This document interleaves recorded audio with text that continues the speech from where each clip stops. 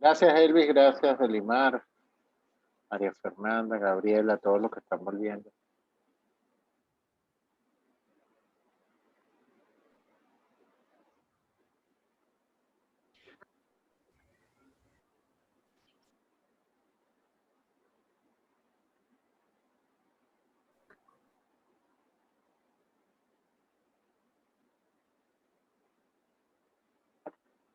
Perfecto. Para culminar con el tema de la prueba de informes y esa manera de control, ya saben que es allí mediante un ejercicio dialéctico, mediante un ejercicio de convencer al juez acerca de la eficacia o que no tiene eficacia probatoria el medio de prueba que, que se está tratando. Y así es pues la manera como van a poder ejercer el control de este elemento de prueba. Y muchísimos todos, prácticamente todos. Veamos entonces lo que es la prueba de exhibición de documentos prevista en el artículo 82 de nuestra Ley Orgánica Procesal del Trabajo.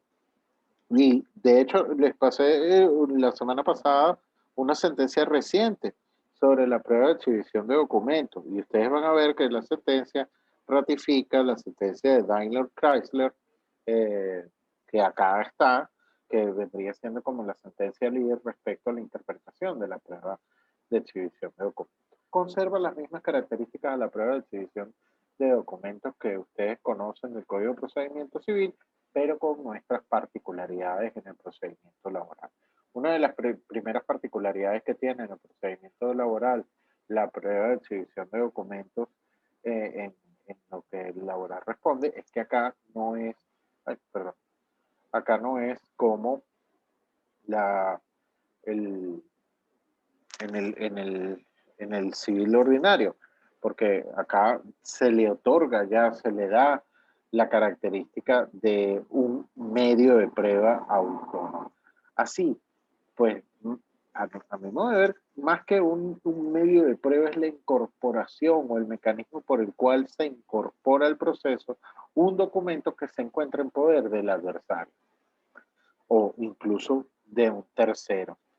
Lo que quiere decir que el motivo del medio no es la exhibición en sí mismo, sino es el documento, sino es el documento que se pretende valer o los datos del documento. Y ahí es donde vamos a ver algunas de las particularidades de, de lo que está previsto en el artículo 82 de la Ley Orgánica Procesal del Trabajo. Los extremos legales de admisión de esta prueba son que se debe acompañar una copia del documento o en su efecto señalar los datos que se conozca del contenido del mismo y que deben tenerse como ciertos en caso de que no sea entregado ese instrumento original por la contraparte, es decir, que no lo trajo. Ya que en caso contrario, tal como lo señala la sentencia que les envié la semana pasada y la líder de Daniel Chrysler, el juez no va a tener datos específicos sobre los cuales poder descansar o tener por demostrado o el supuesto documento que estaba en poder de la verdad. También, además de acompañar copia del documento o los datos contenidos en ese documento, pues se debe acompañar un medio de prueba que constituya presunción grave de la posesión del documento de la parte contraria. Es como una especie de fumoguni juri para lo que es esa presunción del buen derecho de que su contraparte tiene ese documento. Con la copia misma del documento se bastaría, pero hay documentos, por ejemplo, como los que por mandato legal debe llevar el empleador, digamos, recibo de pago, el libro de vacaciones, el pago de las utilidades anuales, digamos, ese tipo de documentos que por mandato legal debe llevar el empleador, y en este caso, pues esa presunción no aplicaría, porque son documentos que por mandato legal el patrono debe llegar. Pero entonces hay promoventes que abusan de esto y se inventan documentos inexistentes y no dan los datos, pero indican o dicen al juez que son documentos que por mandato legal debe llevar el empleador, cuando muchas veces es falso, porque es cierto que debe llevar una cantidad de documentos, pero no pues todos los documentos que la gente quisiera que llevase a los fines de que le admitan una prueba de exhibición de documentos. Lo que quiere decir es que para que la admisibilidad de este medio de prueba es que se traiga copia del documento que se quiere exhibir. Una copia del documento. Si usted trae un original, ¿para qué va a pedir la exhibición de documento? O en su defecto, si no tiene la copia, los datos del contenido de ese documento. Y a todo evento se debe aportar un instrumento, una prueba, algo que haga presumir gravemente que ese documento estuvo en la posesión de la parte contraria. Repito, si es la copia del documento, la propia presunción vendría por el tracto que está entre las partes, y ese tracto se llama contrato de trabajo, y es copia. No tiene entonces por qué allí está admitida la prestación de servicio. Tendría por qué solicitarse esa presunción grave de manera expresa o adicional. Y cuando se trata de documentos que por mandato legal debe llevar el empleador, esa presunción no hay que satisfacerla. Ahí tenemos la sentencia 313 del 25/5 del 2013 al respecto. La evacuación de esta prueba se debe llevar en la oportunidad, se debe realizar en la oportunidad de la evacuación de la audiencia de juicio, donde el juez entonces, previa lectura de los elementos de prueba, o cuando toque la prueba de exhibición de documento, preguntará a la parte que lo promueve que cuál es el objetivo de esa prueba, porque, como acá se lo indicamos desde semana pasada, no se requiere como un requisito de admisibilidad que la parte señale el objeto de la prueba en el momento de ofrecer los elementos de prueba. Ahora, en la audiencia de juicio, el juez, a mi modo de ver, debe estar obligado a decirle a las partes, dígame cuál es el objeto de la prueba, dígame cuál es el objeto de la prueba, qué pretende usted demostrar en este acto con la prueba de exhibición de documentos que previamente ya la admitimos. Que yo quiero demostrar el pago de una bonificación especial o el pago en dólares, porque tengo acá recibió $200 como bonificación especial y tiene la copia del recibo o tiene la copia de los billetes firmados y un emblema de la empresa, digamos, trata por ahí de demostrar ese pago de ese estipendio que formaría parte del salario y de ahí lo que genera las diferencias que está siendo demandada. Entonces, el juez debe preguntar qué es lo que pretende demostrar. Si el documento no es exhibido durante la oportunidad de la audiencia de juicio y no apareciera en autos prueba alguna de que ese documento estuvo en poder de la demandada o que se niega, el juez debe aplicar la consecuencia jurídica que dispone la norma, pues que es tener por cierto y exacto los datos afirmados por el solicitante acerca del contenido de este documento. Ahora, en todo caso, si la prueba resulta controvertida durante el acto, el juez simplemente se quedará calladito y dirá, mire, yo voy a decir conforme al principio de la sana crítica, qué me parece la evacuación de esta prueba o porque no se puede determinar inmediatamente la certeza de ese documento.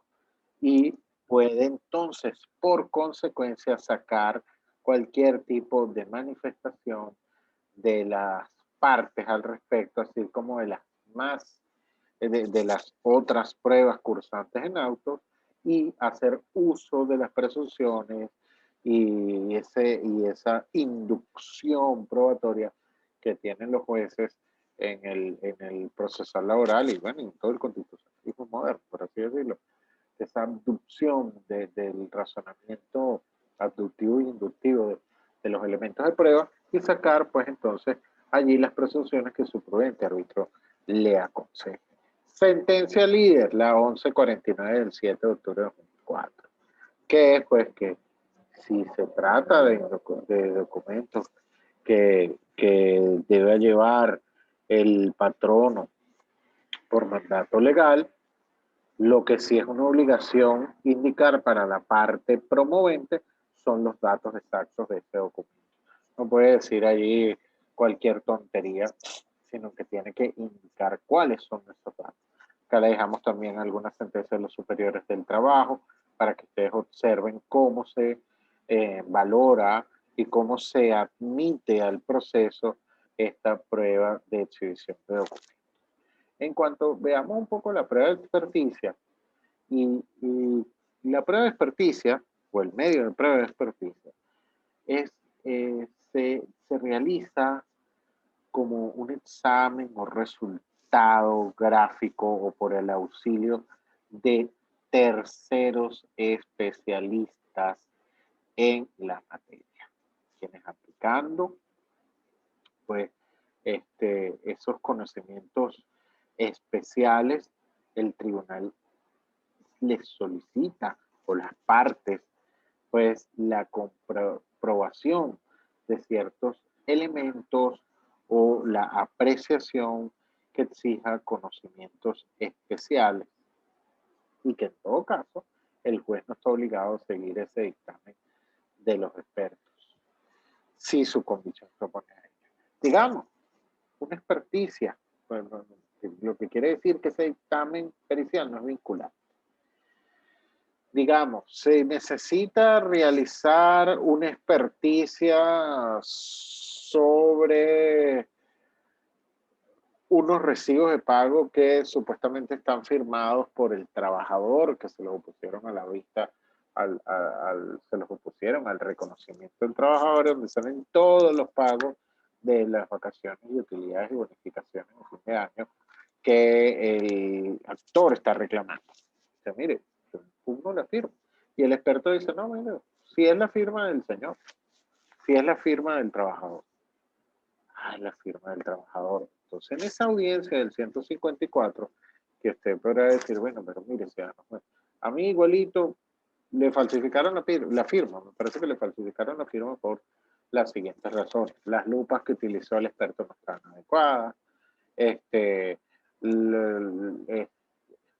todas las firmas están hechas con el mismo bolígrafo azul de principio a fin, ninguna está desteñida, es decir, hacerle dudar al juez para que, si bien es cierto, hay un especialista que respalda el valor de esa experticia, pues el juez pueda dudar de esto y darle el favor de prueba de repente al trabajador.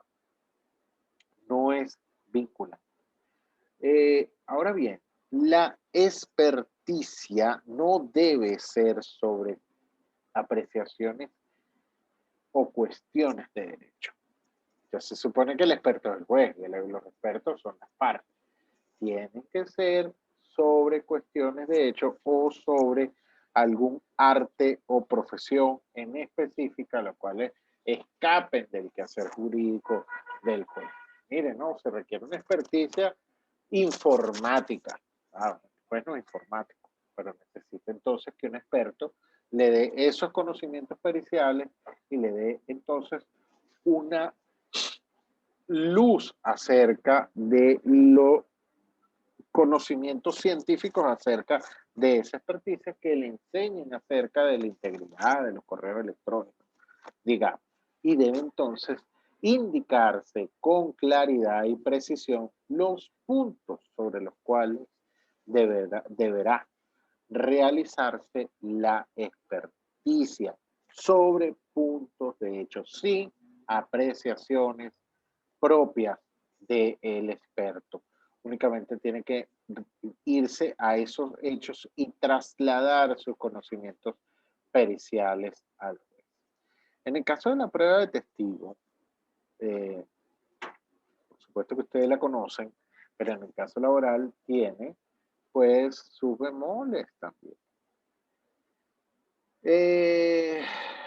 La prueba de testigo no laboral tiene sus particularidades. ¿Por qué? Hay empresas familiares y aquí el hermano puede ser testigo. O sea, la esposa puede ser testigo. Y aunque conservan las inhabilidades a las cuales dispone el Código de Procedimiento Civil, si usted sostiene, ya va, no es que es el cónyuge, o es la abuela, o es el hermano, esto es una empresa familiar, es necesario que declare. Entonces, pues hay particularidades en el caso de los testigos en el juicio laboral. Y por esa razón, el artículo 98 lo que dice para los testigos, los de calle inhábiles, son pues el menor de 12 años, el entredicho por demencia y aquel que haga de su profesión testificar. Pues entonces las normas pues deberían respetarse, deben respetarse las normas del 477 del Código de Procedimiento Civil cuando en tanto y en cuanto vayan en consonancia con los principios orientadores de nuestra ley. Entonces, por testigo es la declaración, el medio es la prueba de testigo o la declaración de testigo y la fuente es la persona humana, la persona natural, sobre los hechos que presenció sensorialmente en las condiciones de modo, lugar y tiempo que estuvo presente. Como bien ustedes saben, pues acá es una de las pruebas que más problema da, si se quiere, y muchas veces es donde se ven las pasiones de las partes, porque, bueno, es el encontrarse de tú a tú muchas veces con esos testigos que pudiesen ser manipulados por alguna de las otras partes. Pero, en fin, aplican esas inhabilidades, como siempre se los he indicado, del 477 y siguiente, en cuanto no colidan con nuestros principios. Si usted está alegando una empresa familiar, van a tener que venir a alegar los familiares y ahí no aplicarían de calle esas inhabilidades y lo mejor es que declaren esos testigos. Por otro lado, pues ahí ¿dónde se evacúan los testigos? Durante la audiencia de juicio. ¿Cómo es el método de evacuación de la prueba de testigo? Bueno, van pasando de uno a uno, declara el testigo, son juramentados en ese acto por el juez de juicio. Hay jueces de juicio que pasan a todos los testigos y los juramentan a todos para hacerle un solo juramento, se sacan los testigos de la audiencia de juicio y van entrando uno a uno, entran, declaran y se retiran de la sala de audiencia y hasta lo retiran del circuito judicial. Hay jueces que esperan a que firmen el acta, cosa que me parece ilógica, porque si ya tenemos medios audiovisuales donde va a quedar registrada la firmación del acto, ¿para qué va a hacer firmar al testigo? Y aparte está firmando un acta el juez y las partes donde compareció Pedro Pérez a declarar. O sea, por Dios. No habría razón allí. Lo ideal, como acá le coloco, que se encuentre presente la apertura de la audiencia de juicio por motivos prácticos, y esto es por organización propia de la celebración de la audiencia. Sin embargo, si no están al momento en que se inicie la audiencia y se señala la oportunidad de la evacuación de los testigos y llega y toca la puerta, el testigo debe ser pasado a declarar en ese momento.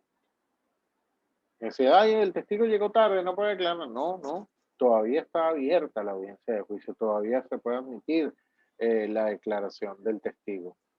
Puede usted pedir una nueva oportunidad para la evacuación del testigo.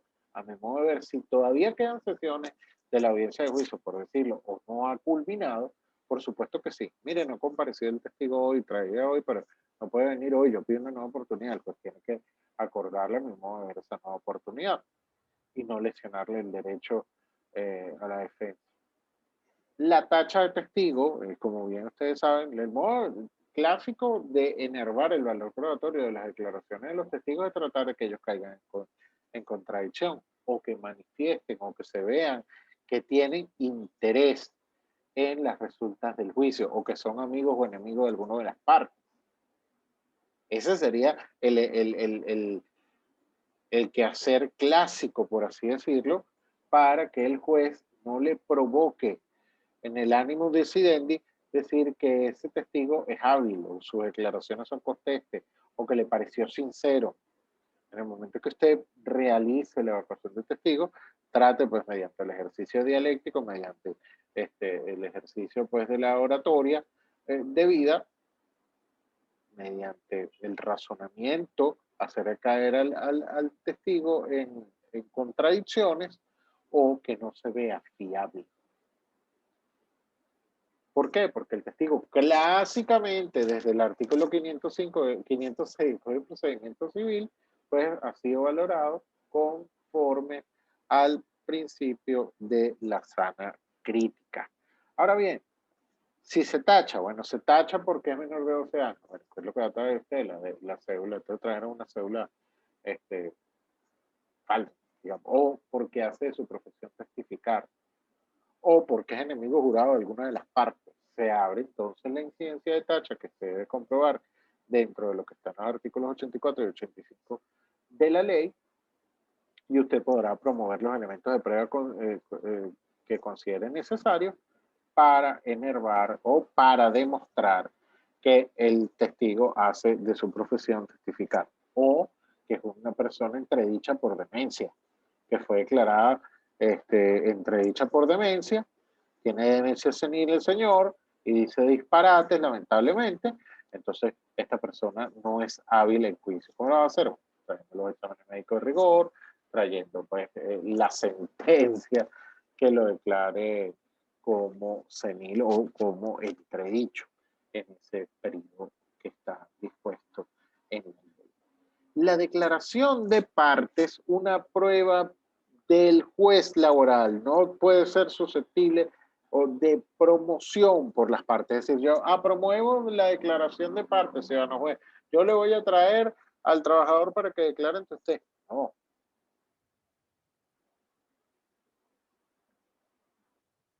Es un medio de prueba propio y exclusivo del juez de juicio. Se lo otorga como una manifestación del principio de rectoría del juez en el proceso. ¿Para qué? Para inquirir la verdad. Se trata de una prueba muy elogiada por la doctrina más calificada, porque dice que esta es la prueba que hace plena prueba. Cuando las manifestaciones de las partes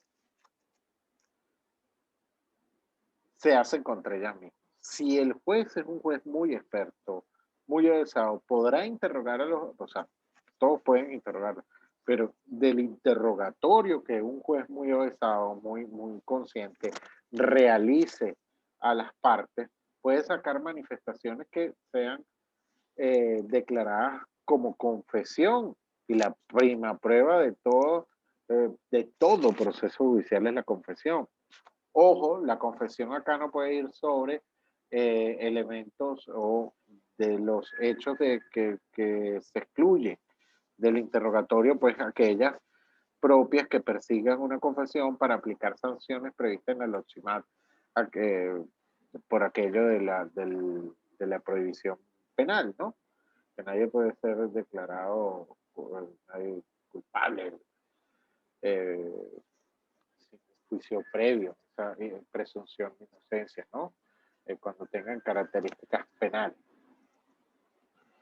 Debe ser grabado este interrogatorio, de no ser posible el juez de juicio, pues debe entonces, por tanto, resumir en acta las preguntas y respuestas y clasificar cuáles son falsas en el caso de la sentencia definitiva. Pero si usted ve alguna de las partes que no le quiere contestar al juez, que es reacio, evade la pregunta, no dice lo que le quiere preguntar.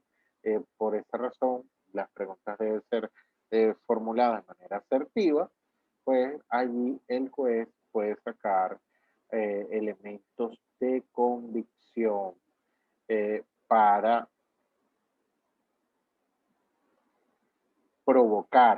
esa confesión de que se trata. Vean a tal respecto el artículo 106 de la ley. Puede ser el juez superior quien realice la prueba de la declaración de parte prevista en el artículo 103. A mi modo de ver, sí. A mi modo de ver, sí. Aunque aquí en la ley indican que para contestar y se consideran juramentadas las partes una vez ingresan a la sala de audiencia de juicio, se consideran juramentadas ante el juez. ¿Puede ser ante el juez superior? A mi modo de ver, sí. ¿Por qué? Porque todos los jueces tienen este poder de inquirir la verdad por sus propios medios al alcance. Y en esta audiencia pública y contradictoria eran pues juramentadas ante el tribunal o incluso el Tribunal Supremo de Justicia. El único que no pudiera utilizar este medio de prueba es el juez de sustanciación, mediación y ejecución, porque su audiencia es privada y hay una excepción del principio de privacidad previsto en nuestra ley, en nuestro procedimiento. El medio de prueba de reproducciones, copias de experimentos está prevista en el artículo 79, pues conserva las mismas características que están previstas en el Código de Procedimiento Civil, pues son reproducciones, experimentos que se hacen pues a través de una orden judicial. Se fija la oportunidad en la audiencia de juicio y pues también tenemos en el caso ahí el fotógrafo, el dibujante, quienes como testigos tendrán que otorgar juramento para realizarlas ante el tribunal, ¿no? Ante el tribunal de juicio. La inspección judicial conserva las características previstas en el artículo 1357, 1359 y 1360 del Código Civil, lo que quiere decir que esto es un medio excepcional de prueba, un medio probatorio excepcional, cuando ya no hay otro medio de prueba por el cual puede producirse, entonces usted podrá solicitar la inspección judicial para que el juez se traslade y a través de sus sentidos perciba, ¿verdad?, lo que usted desea demostrar. Entonces, allí se debe levantar el acta, puede servirse el juez de un experto o un práctico, en el caso tal de que digamos, mire, va a ir a trasladarse a ver la máquina que le cortó la mano al trabajador y se está reclamando las indemnizaciones derivadas de un accidente de trabajo. Entonces, bueno, llévese un técnico, un reparador de máquinas para ver que más o menos le diga si está bien armada o está mal armada o si está en un lugar que está de acuerdo con la norma Covenin, por decirlo así, con las normas de seguridad y salud laborales, para que le dé luces. Ese experto no debería realizar apreciaciones, ni el juez tampoco debería realizar mayores apreciaciones sobre en la práctica de la prueba. Es para traer el juicio de hecho. Jamás debe de practicarse para que el juez realice opiniones o observaciones. Se desnaturalizaría el juez.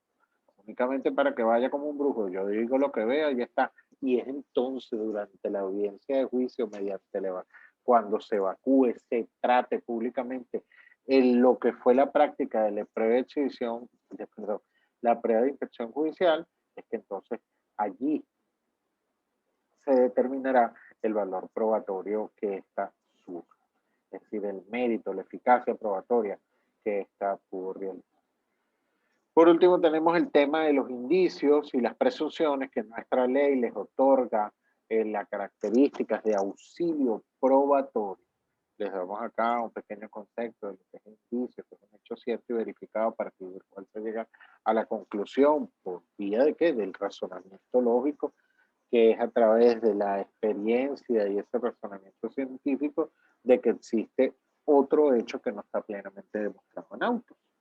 El indicio es una prueba indirecta que se produce o se induce indirectamente mediante un análisis crítico, que realiza sobre un hecho desconocido y relevante de la psique el juez. está acabando el tiempo. Tenemos también se trata de las pruebas adicionales, perdón, ya. Los indicios de presunciones, sobre la presunción judicial, pues, como bien ustedes saben, pueden ser jure de jure, es decir, absoluta, y pueden ser juris tantum, aquellas pues que relativas que admiten pruebas contrarias, o como se los indicamos en el principio del tema, que la presunción cede a la verdad. También tenemos pues las pruebas adicionales, que son las pruebas que podrá practicar el juez. Si bien es cierto que aquí las partes son las obligadas a demostrar, el artículo 5 acá le indica al juez que debe buscar la verdad por sobre todos sus medios, y por lo tanto puede ordenar la evacuación de medios de pruebas adicionales. Esto lo hace mediante un auto de mejor proveer el juez, conforme en los artículos 71 y 156 de la ley, que faculta pues a esos medios adicionales que consideren convenientes para tener un mayor efecto probatorio, porque considera que tal vez las pruebas promovidas por las partes fueron insuficientes. También ustedes podrán pedírselo. Mire, ciudadano juez, la prueba fue insuficiente. Yo considero que usted debería practicar tales y tales pruebas. Si usted convence al juez de que practique una prueba adicional, capaz gane el juicio o pueda tener un mayor efecto probatorio, puede usted demostrar los hechos que se encuentren en cuestión. ¿Cuáles son los sistemas de valoración que establece nuestra Ley Orgánica Procesal del Trabajo? Pues, el principio de la sana crítica, ese es el que se ve de inmediato, nos lo indica el propio artículo 10 por la sana crítica, es que los juzgadores tienen la libertad de apreciar todas las pruebas en el proceso conforme a la lógica, las reglas de la experiencia que les sean aplicables al caso mediante la observación diaria de las cosas. Es decir, allí se le indica al juez que es ese sistema donde el legislador le otorga su experiencia al raciocinio. Bueno, que hacemos una pequeña distinción sobre lo que es el sistema legal, que ustedes deben conocer, el sistema legal de la apreciación de la prueba, donde parafraseamos a Couture, referimos por Duque Corredor, sobre el sistema de la prueba legal. Es que donde se le dice que el legislador le dice, pues tú valoras así. Y en el caso de la sana crítica, se le dice al juez, tú valoras como tu inteligencia, te lo indica, utilizando razonamiento y deducciones.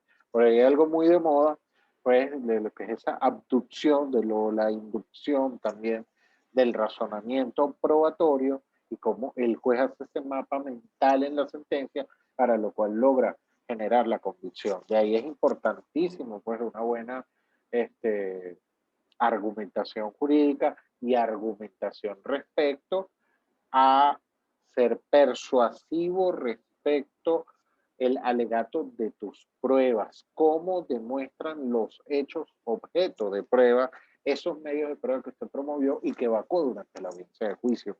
Cómo entonces debe ser persuasivo eficazmente para que el juez haga ese razonamiento probatorio el cual usted le induce a realizar. Abduzca cómo debe ser valoradas las pruebas y cómo doy por demostrado pues los hechos y fundamentos de mi demanda o de mi intención.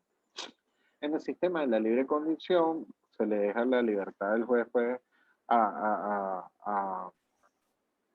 su modo de valorar, un método muy criticado porque no se le obliga al juez a motivar la razón que influye en su valoración. Por eso, pues, acordamos lo que es el sistema de la sana crítica para el tema de la valoración de las pruebas en el procedimiento laboral. Acá les dejo también entonces lo que debemos entender por reglas de la lógica, qué son los conocimientos científicos, cuáles son las máximas experiencias, una sentencia respecto a las máximas de experiencia, y también pues lo que es el principio de indubio properario que se aplica en materia de prueba, pero que a nuestro modo de ver siempre es cuando existan dudas razonables. y cuáles son estas normas que ordenan aplicar el indubio propietario, la prevista en el artículo 89.3 de nuestra Constitución, el artículo 9 y 10 de la sustantiva laboral, es decir, y el artículo, perdón, de la procesal laboral, y el artículo 18.5 de la sustantiva laboral respecto a esto. Pero debe ser solo en casos de dudas razonables. No es un principio del cual los jueces deben valorar, o porque le dio fastidio valorar la prueba, y entonces, o porque le dio fastidio mental de aplicar las reglas de la lógica, la máxima experiencia, los conocimientos científicos, la observación del mundo cotidiano, como observe, diga cuáles son sus máximas experiencias. O sea, ese razonamiento lógico violenta máximas experiencias, digamos, no lo realiza.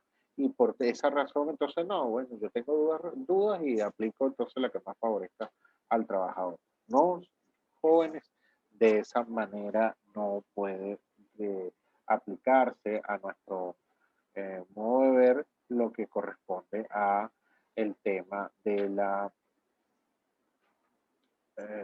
dudas o el tema del indubio properario en el tema probatorio. Entonces, jóvenes, ha sido todo por hoy. Muchísimas gracias. Estamos presentes acá Albani, Carmen del Mar, Elvis, Emily Castro, Eugenia Bacari, Fernando Martínez Torres, Gabriela Trevisan, María Fernanda Uscati, Michelle Pasteri, Raúl Baduel y Valentina Ascara. Muchas gracias por estar todos acá. Como bien ustedes saben, pueden escribirme al privado. Creo que le doy una duda por el día a Carmen. Disculpa que está bastante full y a la brevedad la realizaré. Y muchísimas gracias por estar acá. Profe. Tan pronto tenga estos videos montados, se los enviaré. Sí, ¿con quién hablo? Con María Fernanda. Hola, María Fernanda. Profe, tenía una duda. Cuando usted mencionó sobre los trabajos que teníamos que hacer, como usted se refiere al escrito de solicitud de despido, es el escrito de calificación, ¿no? Correcto. Autorización de falta gracias. para despedir, sí. Y el otro también con reenganche, con los mismos hechos, pero eso lo conversamos la semana que viene. Ok, gracias, profe. De nada. Profe, yo de igual manera tenía una duda, pero la puedo plantear la semana que viene, ya que estamos casi sobre la hora prácticamente. Seguro, seguro. Seguro, también me la planteas por el privado. De todas maneras, lo que es el tema del trabajo lo explicamos bien por el chat de WhatsApp y que es muy fácil, es facilito, lo que tengo que idear un mismo hecho para que con ese mismo hecho ustedes se representen al trabajador y representen a la empresa. Pero antes tenemos que ver el tema. Buenísimo. Muchísimas gracias y buenas tardes. A usted, profe. Gracias a usted, profe. Hasta luego. Gracias, profe. Hasta luego. Chao. Gracias, profe. Chao. Gracias.